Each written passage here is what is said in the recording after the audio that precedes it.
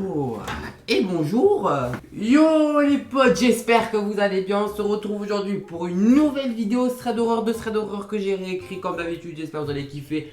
N'hésitez pas à mettre un pouce bleu, à vous abonner, à mettre un commentaire, ce que vous voulez. Vous savez que ça fait le soutien, je vous remercie d'avance. Sur ce, c'est parti les potes. Let's go.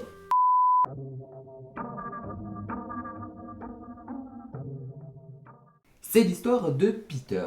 Il travaille à la campagne et autour de lui se trouvent de nombreux champs ainsi qu'une forêt au loin.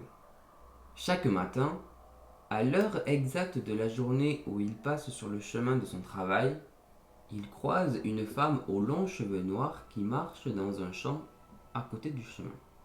Puis, chaque nuit sur le chemin du retour, alors qu'il repasse à nouveau à cet endroit précis, elle est toujours là.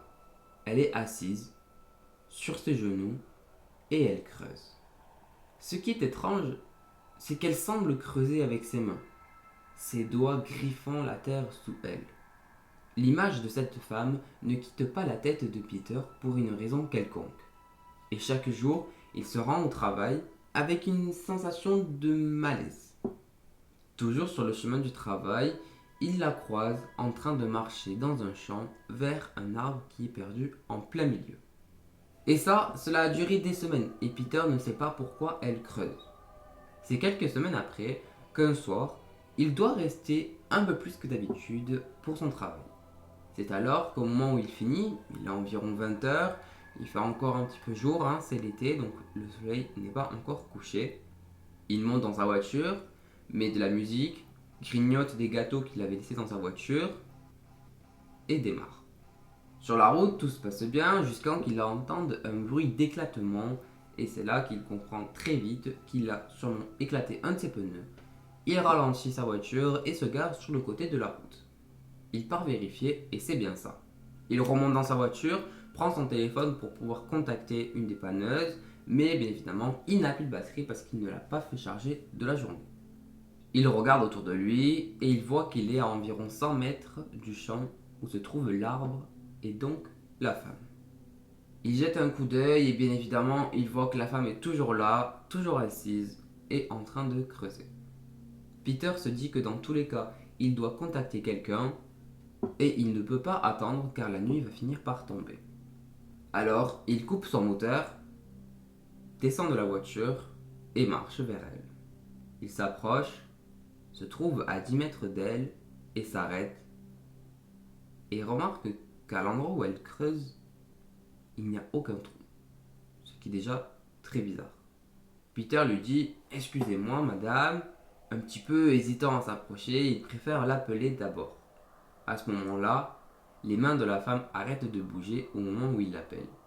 C'est alors que Peter engage, lui explique qu'il est désolé, qu'il a crevé son pneu, donc il aimerait contacter quelqu'un et il aimerait savoir si elle a un téléphone. C'est jamais. La femme s'est lentement tournée vers lui et c'est là qu'il a pu voir son visage terrifiant, horrible. Peter a alors crié, il s'est retourné et le pauvre, pendant qu'il a fui, il a trébuché sur une des racines qu'il y avait dans le champ. Il s'est vite relevé, il a couru à sa voiture, il est monté et il l'a fermé à clé. À ce moment-là, pour être sûr, il regarde si la femme elle a suivi et la femme n'est plus du tout au niveau de l'arbre, ni dans le champ et ni autour de sa voiture. Mais au même moment, il y a une voiture qui est passée, c'est vraiment son seul moyen, sa seule solution. Il sort, il essaye de l'arrêter et elle finit par se garer sur le côté de la route. La personne vient donc en aide à Peter et celui-ci peut rentrer chez lui sain et sauf et il n'a plus jamais recroisé cette femme. Mais bon, d'un côté, heureusement pour lui. Ah, ben c'est que c'est sympatoche de voir une petite personne qui creuse un petit trou dans un petit champ, c'est tout mignon ça, c'est tout mignon ça. Non, j'avoue, c'est hyper glauque, genre hyper glauque, C'est même pas glauque, c'est...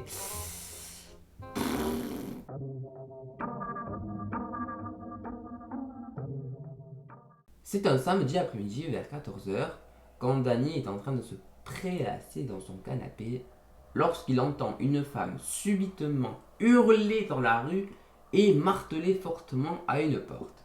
Il va à sa fenêtre et voit dehors une femme de âge moyen et qui a l'air complètement hystérique.